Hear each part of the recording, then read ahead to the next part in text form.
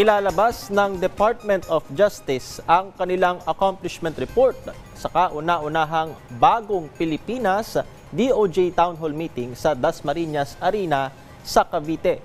Ayon kay Justice Secretary Jesus Crispin Remulla, ito ang tamang pagkakataon na maibahagi ng ahensya ang kanilang mga nagawa at gagawin pa simula noong 2022 bilang bahagi ng transparency at accountability sa ilalim ng pamumuno ni Pangulong Ferdinand R. Marcos Jr. Kasabay rin ito ang pagkakaroon ng Katarungan Caravan kung saan mag-aalok ng serbisyo ang iba't ibang ahensya ng gobyerno.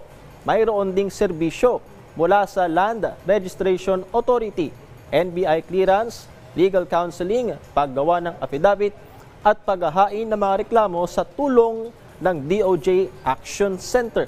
Kaya naman hinikayat ni Remulla ang publiko na samantalahin ang serbisyong ito ng DOJ at ng iba pang ahensya ng gobyerno.